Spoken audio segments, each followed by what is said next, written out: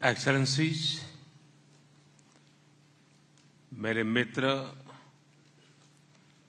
राष्ट्रपति इरफान अली और प्रधानमंत्री डिकॉन मिचेल के साथ दूसरी भारत कैरिकॉम समिट की मेजबानी करते हुए मुझे हार्दिक खुशी हो रही है। मैं कैरिकॉम परिवार के सभी सदस्यों का हार्दिक स्वागत करता हूं। राष्ट्रपति इरफान अली को इस समिट के शानदार आयोजन के लिए विशेष रूप से धन्यवाद देता हूं। कुछ महीनों पहले हरिकेन बेरिल से प्रभावित देशों में हुई जानमाल की हानि के लिए मैं सभी भारतवासियों की ओर से गहरी संवेदना प्रकट करता हूं। एक्सेलेंसी, आज की हमारी बैठक 5 साल के अंतराल के बाद हो रही है। इन 5 वर्षों में विश्व में अनेक बदलाव आए हैं। मानवता को अनेक तनावों और संकटों का सामना करना पड़ा है। इनका सबसे बड़ा और नकारात्मक प्रभाव हम जैसे ग्लोबल साउथ के देशों पर पड़ा है। इसलिए भारत ने सदैव कैरिकॉम के साथ मिलकर साझा चुनौतियों से निपटने का प्रयास किया है। कोविड हो या नेचुरल डिजास्टर्स, कैपेसिटी बिल्डिंग हो या विकास के कार्य, भारत एक विश्वसनीय पार्टनर के रूप में आप सभी के साथ कंधे से कंधा मिलाकर आगे बढ़ा है। एक्सेलेंसीज, पिछली बैठक में हमने कई नए और सकारात्मक इनिशिएटिव्स की पहचान की थी। मुझे खुशी है कि उन सभी पर प्रगति हो रही है। भविष्य में हमारे सहयोग को मजबूत करने के लिए मैं कुछ प्रस्ताव रखना चाहूंगा। ये प्रस्ताव 7 मुख्य स्तंभों पर आधारित है और ये 7 स्तंभ है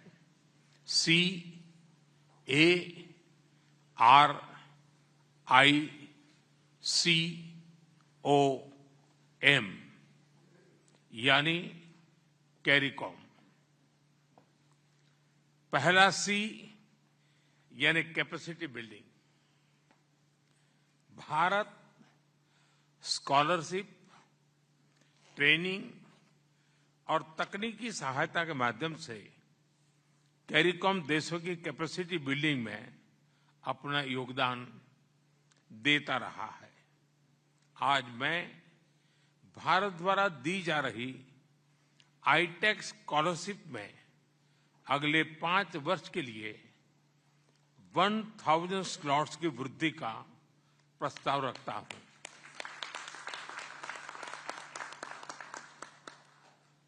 युवाओं की टेक्निकल ट्रेनिंग और स्किल डेवलपमेंट को बढ़ावा देने के लिए हमने बेलीज में टेक्निकल डेवलपमेंट सेंटर बनाया है। सभी कैरिकॉम देशों द्वारा इसके इस्तेमाल के लिए हम इसके स्केल और साइज का विस्तार करेंगे। हम कैरिकॉम क्षेत्र के लिए फॉरेंसिक सेंटर बनाने पर भी काम करेंगे। भारत में सिविल सर्वेंट्स की निरंतर कैपेसिटी बिल्डिंग के लिए हमने iGOT कर्मयोगी पोर्टल बनाया है। इस पोर्टल पर टेक्नोलॉजी, एडमिनिस्ट्रेशन, कानून, शिक्षा जैसे क्षेत्रों में ऑनलाइन कोर्सेज उपलब्ध है। कैरिकॉम देशों के लिए एक ऐसा ही पोर्टल तैयार किया जा सकता है। लोकतंत्र की जननी के रूप में भारत अपने कैरिकॉम साथियों के साथ पार्लियामेंट्री ट्रेनिंग पर भी काम करने के लिए तैयार है। दूसरा ए यानी एग्रीकल्चर एंड फूड सिक्योरिटी। कृषि क्षेत्र में drones, digital farming, farm mechanization, soil testing जैसी तकनीकों से भारत में कृषि का स्वरूप बदला है। नैनो फर्टिलाइजर्स के साथ साथ हम नेचुरल फार्मिंग पर भी बल दे रहे हैं। फूड सिक्योरिटी को बढ़ावा देने के लिए हम मिलेट्स को प्रमोट कर रहे हैं। भारत की पहल पर यूएन ने वर्ष 2023 को अंतर्राष्ट्रीय मिलेट वर्ष घोषित किया था। मिलेट्स एक ऐसा सुपर फूड है जो किसी भी क्लाइमेट में ग्रो कर सकता है। कैरिकॉम देशों के लिए भी यह क्लाइमेट चेंज का सामना करने के साथ साथ फूड सिक्योरिटी बढ़ाने का प्रभावी माध्यम बन सकता है। आपके यहां सरगासम सी वीड एक बड़ी समस्या है। इसका प्रभाव होटल और टूरिज्म इंडस्ट्री पर भी पड़ रहा है। भारत में हमने इस सी वीड से फर्टिलाइजर बनाने की टेक्नोलॉजी विकसित की है। इस टेक्नोलॉजी से इस समस्या का हल भी हो सकता है, साथ ही क्रॉप यील्ड भी बढ़ सकती है। इन सभी अनुभवों को भारत कैरिकॉम देशों के साथ साझा करने के लिए तैयार है। तीसरा आर यानी renewable energy and climate change. पर्यावरण से जुड़ी चुनौतियां हम सभी के लिए प्राथमिकता का विषय है। इस विषय में वैश्विक समन्वय बढ़ाने के लिए हमने International Solar Alliance, Coalition for Disaster Resilient Infrastructure, Mission Life यानी Lifestyle for Environment, Global Biofuel Alliance जैसी पहलों की शुरुआत की है। मुझे खुशी है कि आप इंटरनेशनल सोलर अलायंस से जुड़े हैं। मैं बाकी इनिशिएटिव से जुड़ने का आग्रह करना चाहूंगा।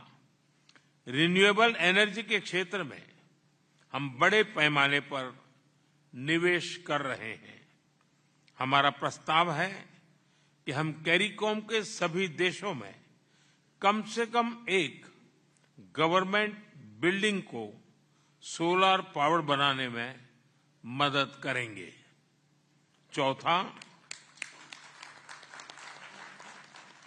आई यानी इनोवेशन, टेक्नोलॉजी एंड ट्रेड। आज भारत की पहचान टेक्नोलॉजी और स्टार्टअप हब के रूप में हो रही है। भारत की विशिष्टता ये है कि भारत में विकसित टेक्नोलॉजी सॉल्यूशन हमारे विविधता से भरे समाज के और समय की कसौटी से निकल कर आते हैं। इसलिए इनकी सफलता विश्व के किसी भी देश में गारंटेड है।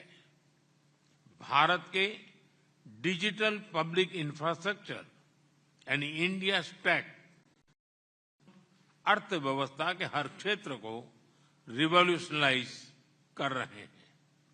आज भारत में एक क्लिक से करोड़ों लोगों को डायरेक्ट बेनिफिट ट्रांसफर किए जाते हैं। भारत द्वारा बनाए गए यूपीआई यानी यूनिफाइड पेमेंट्स इंटरफेस से UAE, Singapore, France, Sri Lanka, Nepal, Mauritius जैसे देश जुड़ चुके हैं। मेरा प्रस्ताव है कि कैरिकॉम देशों में भी इसकी एडॉप्शन के लिए हम मिलकर काम कर सकते हैं। सामान्य जन द्वारा अपने सभी दस्तावेजों को सुरक्षित तरीके से स्टोर करने के लिए हमने cloud based digital locker platform बनाया है। हम कैरिकॉम देशों में इसे पायलट प्रोजेक्ट के रूप में लॉन्च कर सकते हैं। भारत में पब्लिक प्रोक्योरमेंट और सुगम और ट्रांसपेरेंट बनाने के लिए हमने गवर्नमेंट ई मार्केट प्लेस यानी जेम पोर्टल बनाया है। इस पोर्टल पर मेडिकल इक्विपमेंट और कंप्यूटर से लेकर फर्नीचर और किड्स टॉय तक हर चीज उपलब्ध है। हमें यह पोर्टल कैरिकॉम देशों के साथ साझा करने में खुशी होगी। 5 T's यानी ट्रेड, टेक्नोलॉजी, टूरिज्म, टैलेंट और ट्रेडिशन को बढ़ावा देने के लिए हम सभी देशों के प्राइवेट सेक्टर तथा स्टेक होल्डर्स को आपस में जोड़ने के लिए एक ऑनलाइन पोर्टल बना सकते हैं। एसएमई सेक्टर में भारत तेजी गति से आगे बढ़ रहा है। पिछले वर्ष इंडिया कैरिकॉम बैठक के दौरान हमने एसएमई प्रोजेक्ट के लिए $1 मिलियन की ग्रांट की घोषणा की थी। हमें इसके इम्प्लीमेंटेशन को गति देनी चाहिए। स्पेस टेक्नोलॉजी में भारत विश्व के अग्रणी देशों में से है। स्पेस टेक्नोलॉजी का इस्तेमाल करते हुए हम कैरिकॉम देशों के resource mapping, climate studies, agriculture जैसे क्षेत्रों के लिए मिलकर काम कर सकते हैं। पिछले वर्ष सितंबर में G20 समिट के दौरान हमने G20 satellite for environment and climate observation की घोषणा की थी। 2027 तक इसे लॉन्च किया जाएगा। हम इस मिशन से आने वाले डाटा को विश्व के सभी देशों, खासतौर पर ग्लोबल साउथ के देशों के साथ साझा करेंगे। 5वां C यानी क्रिकेट एंड कल्चर। क्रिकेट हमारे देशों के बीच एक बहुत बड़ा और महत्वपूर्ण कनेक्टिंग लिंक है। बात 1983 के क्रिकेट विश्व कप फाइनल की हो या आईपीएल की, भारत के लोगों में वेस्ट इंडीज के क्रिकेटर्स के लिए विशेष लगाव रहा है। इस वर्ष आपके यहां हुए T20 वर्ल्ड कप से भारतीय क्रिकेट फैंस का कैरेबियन की ओर आकर्षण और भी बढ़ा है। और यह मैं सिर्फ इसलिए नहीं कह रहा हूं क्योंकि भारत ने यह विश्व कप जीता था। मेरा प्रस्ताव है कि क्रिकेट संबंधों के साथ साथ महिला सशक्तिकरण को बढ़ावा देने के लिए हम कैरिकॉम के हर देश से 11 युवा महिला क्रिकेटर्स की भारत में ट्रेनिंग कर सकते हैं।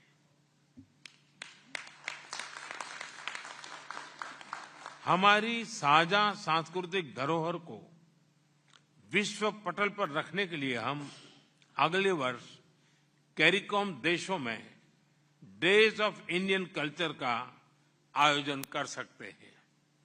बॉलीवुड की लोकप्रियता को देखते हुए कैरिकॉम देशों के साथ मिलकर फिल्म फेस्टिवल ऑर्गेनाइज किए जा सकते हैं। 6ठा O यानी ocean economy and maritime security. Bharat के लिए आप स्मॉल आइलैंड स्टेट्स नहीं, लेकिन लार्ज ओशन कंट्रीज है। मेरा प्रस्ताव है कि इस क्षेत्र में कनेक्टिविटी बढ़ाने के लिए हम पैसेंजर और कार्गो फेरीज की आपूर्ति करेंगे। हम मिलकर मैरीटाइम डोमेन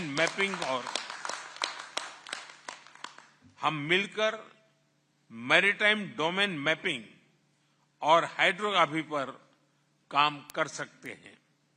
पिछले वर्ष कैरिकॉम द्वारा मैरीटाइम सिक्योरिटी स्ट्रेटेजी जारी की गई। इसमें drug trafficking, piracy, illegal fishing, human trafficking के साथ साथ आर्थिक सहयोग के अनटैप्ड पोटेंशियल को भी रेखांकित किया गया है। भारत को इन सभी विषयों पर आपके साथ सहयोग बढ़ाने में खुशी होगी। 7वां एम यानी मेडिसिन एंड हेल्थ केयर।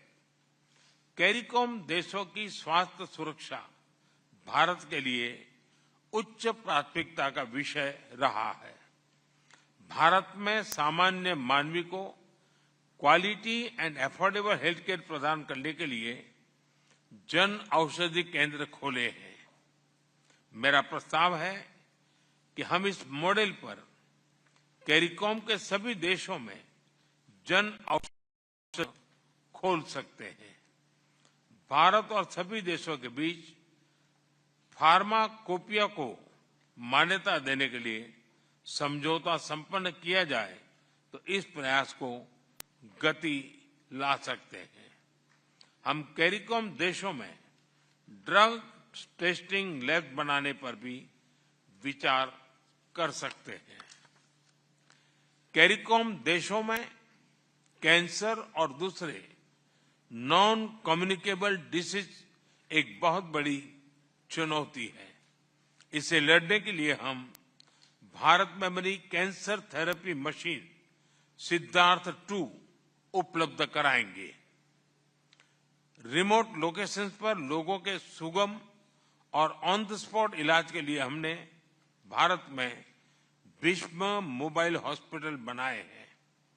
इन्हें कुछ मिनटों में ही सेटअप किया जा सकता है और बिना समय गंवाए सभी प्रकार के ट्रॉमा का इलाज किया जा सकता है। हमें यह मोबाइल हॉस्पिटल्स कैरिकॉम के मित्रों को उपलब्ध कराने में खुशी होगी। दिव्यांग लोगों को आर्टिफिशियल फूड की मानवीय सहायता देने के लिए हम हर वर्ष किसी न किसी कैरिकॉम देश में जयपुर फूड कैंप्स लगाने का प्रस्ताव रखते हैं। हम डायलिसिस यूनिट्स तथा सी एम्बुलेंस की भी प्रदान करने का डायबिटीज, हाइपरटेंशन जैसी लाइफस्टाइल डिजीज से बचने के लिए योगा असरदार है। मन और शरीर के बीच सामंजस्य लाने पर केंद्रित यह साधना पूरी मानवता के लिए भारतीय सभ्यता का उपहार है। इसे 2015 में यूएन द्वारा अंतर्राष्ट्रीय योग दिवस के रूप में रिकॉग्नाइज किया गया था। इसे लोगों द्वारा छोटी उम्र से ही अपनाने के लिए हम इसे स्कूलों में करिकुलम का हिस्सा बना सकते हैं। हम सभी कैरिकॉम देशों में भारत से योग टीचर्स और ट्रेनर्स भी भेजने का प्रस्ताव रखते हैं। हम कैरिकॉम देशों में योग थेरेपी और भारतीय ट्रेडिशनल मेडिसिन के इस्तेमाल पर भी काम करेंगे। एक्सेलेंसी, कैरिकॉम के हमारे इन 7 स्तंभों में एक बात समान है, ये सभी आपकी प्राथमिकताओं और आवश्यकताओं पर आधारित है। यह हमारे सहयोग का मूलभूत सिद्धांत है। मैं इन विषयों पर आप सभी के विचार सुनना चाहूंगा। बहुत बहुत धन्यवाद।